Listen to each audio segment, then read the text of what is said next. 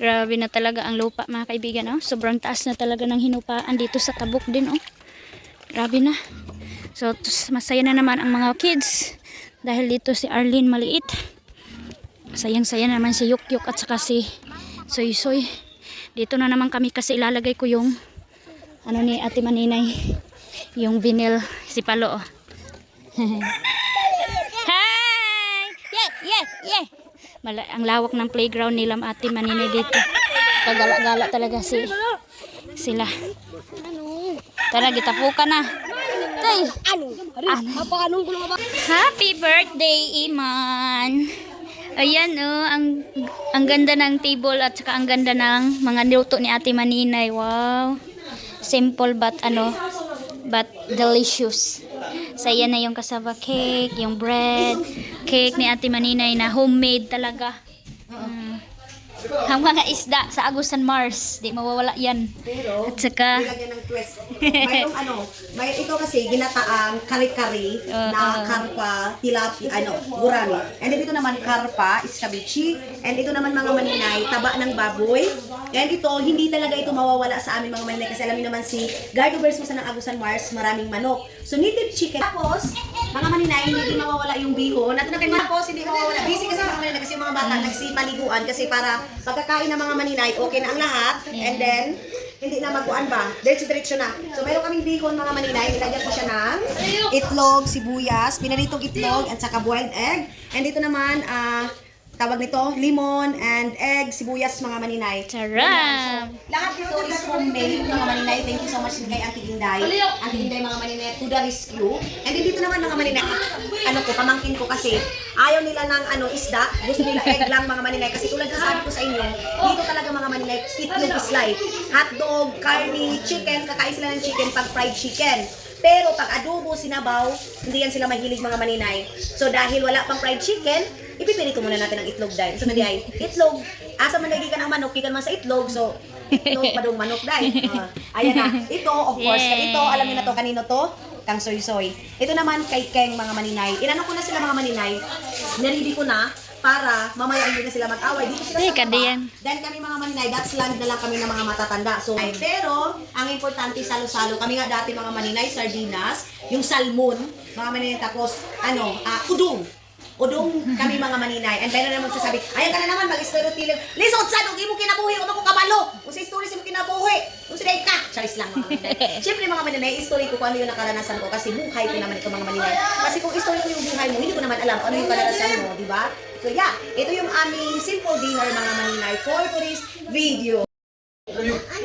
Nagkagulo na mga kaibigan. Family bonding.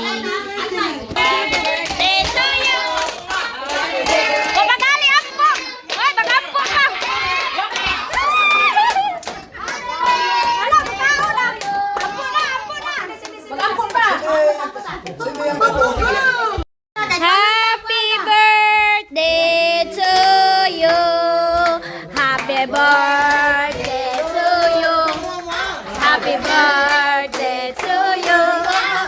Happy birthday, happy birthday, happy birthday, Imano.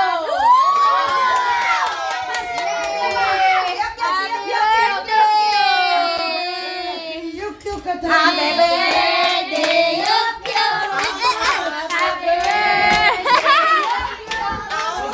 Happy birthday, happy birthday. Happy birthday, Yukyo.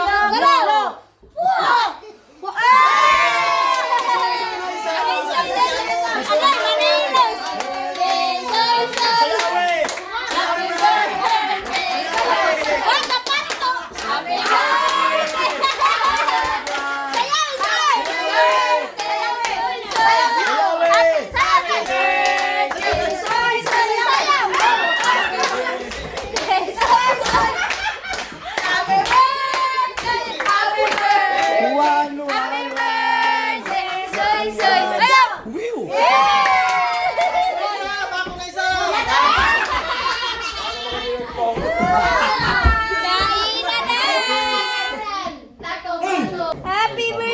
Tito!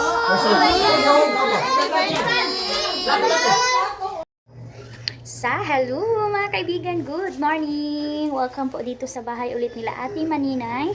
And successful yung celebration ni Iman, napakasaya. Kahit napakasimpleng handaan with Ate Maninay sa kanyang effort na mahandaan si Jiban. So, pagkatapos ni Jiban, yun naman yung dalawa. Si Tiyok at saka si Suy-Suy. Tapos kami na din ni Mama. Ang dami pala namin mga kaibigan, 7, 8, 9, 10. Kaya tudoan na naman si ate. Effort na naman sa dalawang anak niyang naiwan ni ate ha. So si Dudong Tutot mga kaibigan, parang malabo talaga makapunta. Si Mama nga panay update sa kanya kung makauwi ba talaga si Dudong Tutot. Pero sabi ni Mama kanina morning, hindi daw talaga dahil sa work niya. Sayang din kung iiwan mga kaibigan dahil nga yung sahod hindi daw ibibigay. Yun yung sabi ni Dudong Tutot sa nung doon kami sa cemetery. So ngayon is yung gagawin ko is tatapusin ko itong ginawa ko. Ginawa namin kagabi, hindi na ako naka-update. And pinagalitan na nga ako ni Dudong Junjun kasi meron din akong trabaho doon sa Tabuk ba. Maghalay ako ng marami akong nilabhan, 2 tray. And magsasampay ako. So, kaya na naman yan mga kaibigan. Pero okay lang naman din na kahit mamayang hapon ko na yun mahanger. Kasi ang hirap kasi iwanan itong dito. Ginawa ko. Kailangan ko tapusin para malinis na din itong bahay nila Mama. Kasi napaka-disturbo. Yung napakakalat. Ang kalat. So, ito na ang view sa ginawa ko. Kasi di mga kaibigan, nahirapan ako sobra kasi si Jai Jai yung gumawa. Kasi dito banda ako, kaya medyo nabilisan. Pagkalagay ko is dito banda siya nag-start. Tapos parang medyo malinis tingnan yung dito banda. Pero kasi doon si Jai Jai, nagtulong siya kagabi. Kaya ang daming cutting kasi hindi niya nasubay yung ko ba. Yung sinabi ko sa kanya na kung saan siya mag-start, hindi niya natuman. Hindi niya nalagay. Kaya dito, ito na yung wood. So, ang nagustuhan ni Ate Maninay, ito daw. Itong parang tiles talaga mga kaibigan, marble yata to. So, dito, hindi din naman siya kailangan tapan lahat kasi pag open mo, malalangkat siya mga kaibigan ba, matanggal kapag haum talaga siya. So, yan, nakikita yung mayroong mga medyo hindi siya talaga swak talaga kasi kailangan hindi siya iswak kasi kapag inopen mo, matatanggal. So, sayang din mga kaibigan, no? Pag mabilis lang masira, kaya mayroong mga line kasi nga line ito din. Hindi siya kailangan butahin mga kaibigan, manalagyan lahat. Hindi pwede. Okay lang kung ganito. Yung wall talaga mga kaibigan. So cabinet siya. Kaya mayroong ka talaga makikita na ganyan. Pero sabi ko kay Ate Maninay, itong dito banda, magta-try ako, mag-research ako kasi parang mayroon ako napanood na mayroong grout. Bibili na lang tayo ng grout para sa mga ganito-ganito. So marami pa tayong gagawin. So tapos ko na siya dito banda. So dito na naman ako sa taas. Si Jai Jai ang nagawa niyan mga kaibigan. Iwan ko kung ano na naman ari dyan. Na si Jai Jai ang nagtap. Iwan ko kung hindi ba ako mahirapan nito magkating-kating na naman. Pero parang naman mga kaibigan, dito siya nag-start. So maliit lang yung kakatingan dito lang banda. So hanggang sa taas, mabilis ko lang to. And si Arlene, hanggang kay Ate Maninay siya yung nagbantay. So ito yung natin, naiwan na tiles. Marami pa, vinyl tiles. So pag mayroong mga tira mga kaibigan, dilalagay sa kusina, sa simento. Dito tatakpan namin. Si Mama busy na sa pag-washing dyan kasi mayroong kaming lakad bukas. Kaya tudulinis na ang mga labahin, mga hindi to mga kaibigan, yung mga basura na kailangan itapon. So before itapon yun ni Ate Maninay, tapos na ako dito. Kaya hindi ko talaga siya iwan. Gagawin ko to mga kaibigan. So tara, let's start. So akyat na naman tayo mga kaibigan dito sa paglagay. Kailangan natin mag-unggoy-unggoy. Nakagawa si Mama. Maliit na lang kasi nabintan niya. So ulak na natin kasi inubos na ng mga bagets si Ate Maninay dyan sa pag-alaga ng mga maliliit dyan. So ayan ito nga ang sabi ko na need ko na tapusin kasi hindi yan kanyan mga kaibigan kakalat kapag si Ate Maninay talaga kailangan talaga malinis yan or walang malalagay dyan na banda. Tingnan nyo maya mga kaibigan kapag siya yung maglinis niyan. So start na ako, aakyat ako, gamit ako ng upuan and then dyan and doon papunta. First time ko din nakalagay nito mga kaibigan sa cabinet kasi ako pag nagdi-DIY talaga sa walling lang talaga mga kaibigan tulad ng ginawa ko doon sa bahay. Kaya napakahirap na wala kang ang pagkating ba mga kaibigan, kahit anong linya mo talaga. Ginagamitan ko na nga ng linya pero talaga mga kaibigan sa sobrang niya ba, yung bang makinis. Kaya yung gunting, sumasablay siya mga kaibigan ba. Hindi siya sa linya ba. Talaga siya ba, yung bang iba siya ng direction. Kaya medyo yung cutting natin medyo pangit siya mga kaibigan. Kaya hindi naman mahalata pag malayo. Pero lalapitan mo talaga siya mga kaibigan, makikita mo talaga yung mga char-char dyan sa gunting-gunting mga kaibigan. Pero okay lang, worth it naman. Maganda naman yung pagkaano natin, pagkalagay. Ang importante mga kaibigan, natabunan na yung ano ba, tabunan na yung plyboard. Hindi na makikita yung plyboard. Tapos ang desisyon na naman si Ate Maninay na lalagyan niya yung kwarto niya. So sabi ko kay Ate Maninay, sabi niya mag-ano daw siya ba, mag-inadlaw, mag-sweldo daw siya sa maglagay. Okay naman yun mga kaibigan, mabilis lang kapag wuling. Kasi walang cutting-cutting. Kahit ako lang yung mag-apply or sino yung mag-apply. Mabilis lang yun kasi wala kang kailangan iwasan. Tulad nitong kabinet, mayroong mga hand, mayroong mga ganyan ba, yung hawakan ng kamay na i-open mo. Napakahirap, lalong-lalo na dito sa hunos-hunos mga kaibigan. No? Parang di talaga ako ginawa ko. Ang hirap. Dito dito sa sahig wala siyang sablay mga kaibigan kasi talaga siya, flat siya ba. Wala kang dapat iwasan. Dito lalagyan ko pa ito dito Ayan. Kasi naubusan. So, pwede naman tumalangkat mga kaibigan kapag naka-order na ako ng ganito. Pieces na lang tayo. So, lalagyan ko. Mga kaibigan, grabe ang init na sobra. Walang hangin kung pumapasok. So, ito na yung nagawa natin. 1, 2, 3, 4 na. And dito sa taas, wala pa. And, alam niyo mga kaibigan, nag-try sa Ate Maninay. Sobrang nahirapan siya sa pag-cutting. Hindi maayos yung pag-cutting, kaya hindi talaga madali. Kaya, kahit ganito lang ito mga kaibigan na work, napakahirap talaga. So, gawa na tayo. Let's go!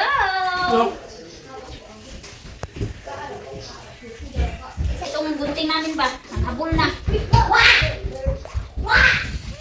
Labihin sa diyan. Kaya medyo pangit na yung yung gupit niya. Kailangan na doon ng baid. Makitigaping. Yes. So yan mga kaibigan, hindi ko na talaga kaya nangamoy pawis na ako natapos tayo is 2:00 na ng hapon. Simula kanina morning hindi ko tinigilan mga kaibigan, nagtigil lang ako kumain. And today sabi ko maglilinis muna ako ng aking katawan kasi hindi ko na kaya yung yung init doon. And kahit parang nahiya ako sa ginawa ko kay Ate Maninay sa mga pagtap ng vinyl, pero pinursige ko talaga mga kaibigan na kahit yun lang yung maitulong ko, kahit hindi siya masyado maganda, basta nailagay na natin kasi nga sayang din yun, binili din yun ni Ate Maninay tapos matagal siya ma-apply, kaya ginawa ko na siya mga kaibigan kahit hindi ko pa alam kung paano siya paikot-ikutin yung pagkating-kating ganun. So ngayon, busy na naman sila mama, si Ate Maninay na naman sa pagluto ng handaan na naman ni Tiyong in this latest update mga kaibigan. So tanong sa akin kung bakit palagi yung pag-anag sa bahay ni Ate Maninay. Yes mga kaibigan, ito lang kasi yung update ko buhay namin dito sa Agusan Mars. Hindi lang ako kundi sa side and family na din ni Ate Maninay. So yan ang ganda ng weather today. Napakahupa na po talaga. And ready na ang mga farm. Pinansing na lang kulang tulad namin. And mahangin-hangin na kasi hapon na. And sobrang sobrang sakit ng sikat ng araw. So si mama inutusan na naman niya ni Ate Maninay mangwili ng mga kailangan sa mga lulutuin niya. So pagod na naman si Ate Maninay ninyo mga kaibigan, wala na namang tigil sa handaan. And kasi nga mahilig siya magluto-luto, marunong siya lahat sa mga kakanin, sa mga ulam mga kaibigan. Siya na yung magdi-discard kung ano yung gagawin niya sa kanyang lulutuin, hati-hatiin lang niya. So si Papa galing yan sila doon sa umahan, nagdaro na yan sila. So pero dahil sa sobrang init, tumigil sila Papa sa pagtrabaho. Every morning lang sila and mamayang hapon sila mag work ulit doon. So nanood si Papa ng movie. And dito si Arlene, hindi ko na maano si Arlene mga kaibigan, pero believe ako sa bata na yan kasi hindi siya iyakin. So ayan, naglaro na sila ni Kuya sa tiyong-yung niya. Happy birthday Yukyu, happy birthday to you, happy birthday, happy birthday, happy birthday to you. Yeah! Yeah! Yun yung ano natin mga kaibigan, yung paghanda nila dito nung pagkamatay ni Ate Hak. Naghanda kami nun. So ngayon na lang. And so hindi natuloy mga kaibigan yung ano namin paparty sa kanila. Rosario. Ayan na si Arlene. Hi! Sa si Mama Love. Bye!